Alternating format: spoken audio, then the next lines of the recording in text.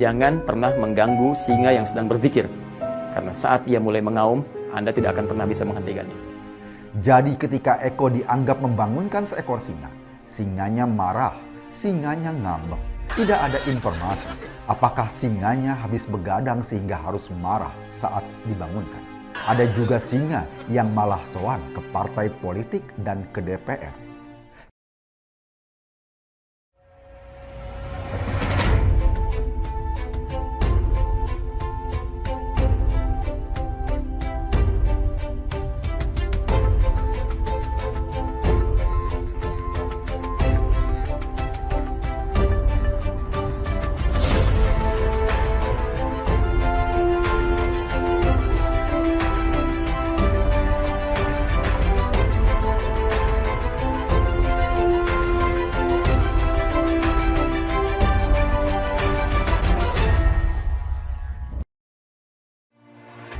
Pegiat media sosial Eko Kuntadi atau Pentol Korek kembali mengkritik langkah Ustadz Adi Hidayat yang akan membawa masalahnya ke ranah politik dan bukannya ke ranah polisi. Rencana pelaporan akun-akun tertentu, saya ingin tegaskan bahwa itu bukan rencana, tapi memang hal yang sudah kami siapkan. Sekarang sedang distrukturisasi, ya, bagaimana delik-delik hukum yang sesuai dengan akun-akun yang bersangkutan yang menebarkan informasi-informasi yang bukan hanya keliru, tapi berpotensi juga membenturkan berbagai pihak, membuat kegaduhan, bahkan juga menimbulkan fitnah-fitnah, baik itu ditujukan secara langsung dalam gambar ataupun narasi atau bahkan framing berita tertentu yang isinya tidak jauh dari niat-niat yang dimaksudkan.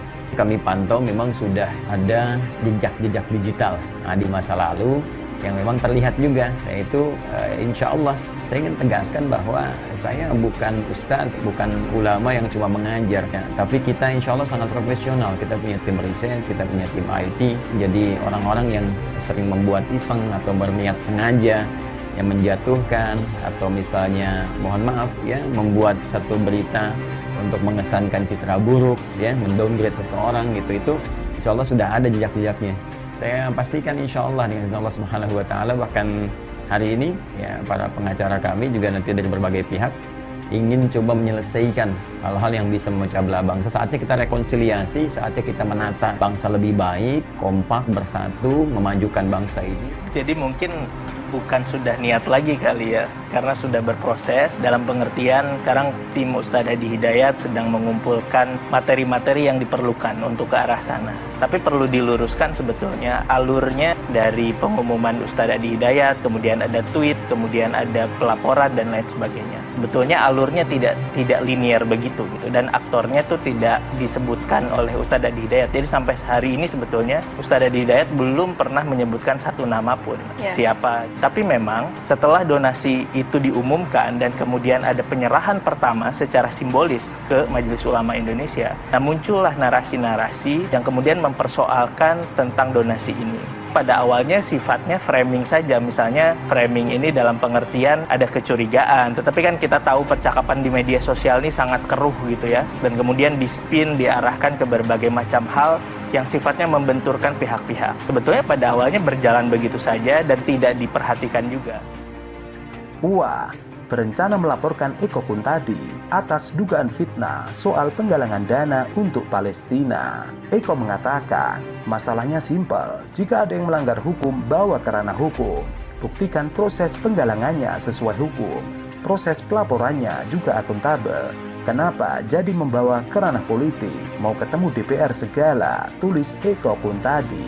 Eko memang berkali-kali tidak hanya Ustadz Adi Hidayat yang difitnah olehnya, tetapi banyak lagi Ustadz dan para tokoh-tokoh yang difitnah oleh Eko Kuntadi. Terkait Ustadz Adi Hidayat, Eko menuliskan beberapa cuitan yang menyudutkan Ustadz Adi Hidayat mengenai transparansi galangan dana untuk Palestina yang sudah mencapai 60 miliar.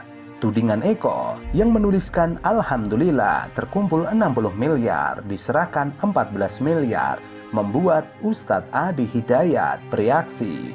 Ia menegaskan tidak akan main-main terhadap akun-akun yang sengaja membuat framing atau fitnah atas aksi penggalangan bantuan donasi untuk Palestina.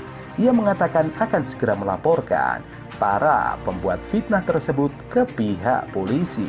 Bahkan saking geramnya kepada Eko Kuntadi, Ketua Umum KNPI Haris Pratama ikut merespon perihal polemik donasi Palestina Ustadz Adi Hidayat yang dikomentari oleh pegiat media sosial Eko Kuntadi. Haris pada kesempatan tersebut membeberkan identitas Eko Kuntadi yang disebutnya beragama Islam. Haris mengatakan hal tersebut berdasarkan data kartu tanda penduduk. Haris pun mempertanyakan perihal aliran agama Islam yang dianut oleh Eko Kuntadi. Dia, Eko Kuntadi, Islam aliran apa ya?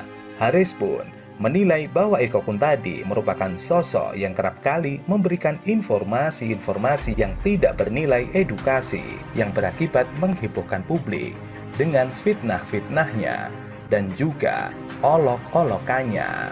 Memang Eko Kuntadi membuat gaduh dengan berita yang tidak mendidik. Tidak hanya itu, Haris juga mengatakan bahwa Eko Kuntadi kerap kali menyerang Gubernur DKI Jakarta Anies Baswedan. Ia mengatakan dirinya tidak paham Eko Kuntadi sifatnya kok begitu amat ya. Hobi menyerang Anies Baswedan dan menyerang para tokoh agama yang tidak sejalan dengan pemikiran pemerintah. Habis dapat jackpot ya bro, Eko Kuntadi, imbuhnya. Pada akhirnya, Haris meminta agar Eko Kuntadi meminta maaf atas tudingan terhadap Ustadz Adi Hidayat. Bro Eko Kuntadi seharusnya minta maaf saja jika telah menulis yang salah atau fitnah. Sementara Sekretaris Umum Pimpinan Pusat Muhammadiyah Abdul Mukti menilai wajar jika Ustadz Adi Hidayat melaporkan Eko Kuntadi ke polisi, sebab narasi yang dibuat Eko Kuntadi terhadap UA mengandung ujaran kebencian dan menjurus ke fitnah. Abdul Mukti sepakat bahwa dana yang dihimpun dari masyarakat harus dilaporkan sumber dan penggunaannya. Abdul Mukti menambahkan, jika laporan sudah disampaikan UA, polisi hendaknya memproses bagaimana mestinya. Di samping itu, masyarakat hendaknya arif dan bijaksana dalam membuat pernyataan, sehingga tidak menimbulkan perpecahan dan saling membenci satu dengan yang lainnya. Abdul Mukti juga mengatakan bahwa Muhammadiyah sendiri sebagai organisasi terbesar kedua di Indonesia juga ketika mengumpulkan dana untuk Palestina diserang oleh orang-orang yang tidak bertanggung jawab.